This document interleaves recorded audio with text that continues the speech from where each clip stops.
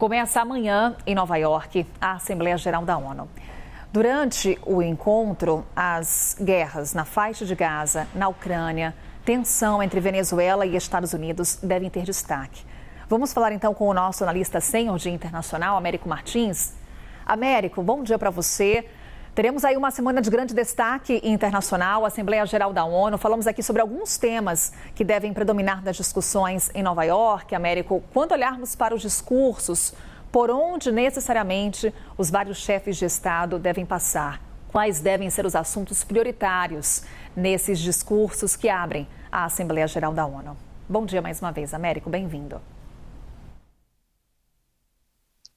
Muito obrigado, Carol. Bom dia para você, uma excelente semana para você e todo mundo que nos acompanha aqui no Novo Dia.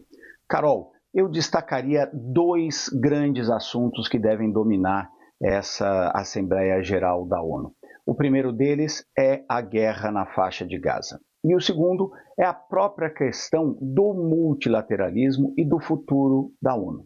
Vamos falar primeiro da questão da faixa de Gaza. Nós tivemos ontem vários países, inclusive um país que tem assento permanente no Conselho de Segurança da ONU, que é o Reino Unido, reconhecendo o Estado da Palestina. Hoje vamos ter uma reunião que antecede a abertura da Assembleia Geral da ONU, justamente para discutir a solução de dois estados no Oriente Médio, o Estado da Palestina sendo criado e funcionando, existindo em paz ao lado do Estado de Israel. Nesta reunião de hoje, que vai ter a presença do presidente Luiz Inácio Lula da Silva, a França também deve reconhecer o Estado da Palestina. Então, com isso, dos 5 países que têm assento permanente no Conselho de Segurança da ONU, 4, China, Rússia, Reino Unido e França, passarão a reconhecer o Estado da Palestina, com os Estados Unidos continuando contra essa posição e sendo o principal aliado de Israel. Esse assunto vai dominar uma boa parte das discussões geopolíticas lá na ONU,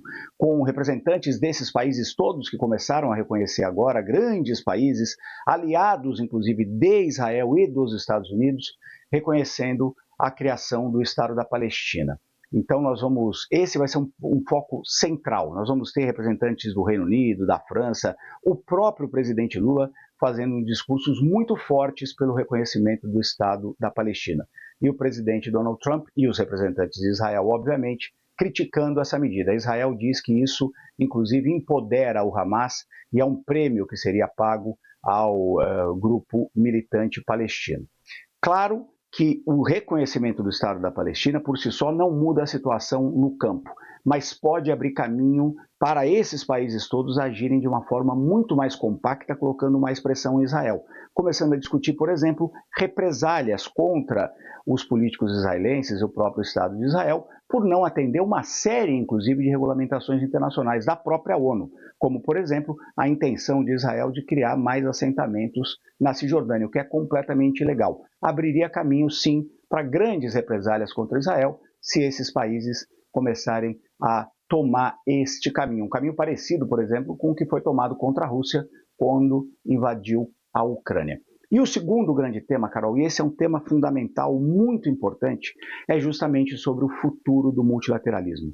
Este ano, a ONU comemora 80 anos da sua criação.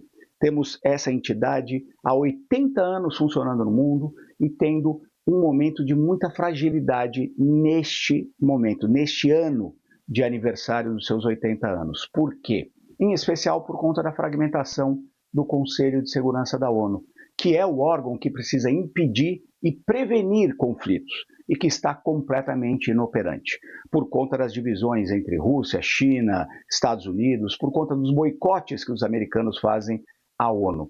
E nós vamos ter grandes momentos na discussão sobre isso, sobre o futuro da ONU, que poder a ONU pode ter, que reforma pode ser feita. E nós vamos ter grandes antagonistas, mais uma vez, defendendo posições muito díspares. Muitos países querendo uma reforma do Conselho de Segurança, por exemplo, e um fortalecimento da ONU. Um dos grandes porta-vozes disso vai ser o presidente Lula. Ele vai fazer uma defesa muito clara e muito forte da necessidade do multilateralismo, contra o isolacionismo, contra medidas unilaterais e, obviamente, também defendendo reformas no Conselho de Segurança e o fortalecimento da ONU. Uma figura que vai trabalhar para torpedear esse sistema multilateral, porque já vem agindo dessa forma, é o presidente dos Estados Unidos, Donald Trump.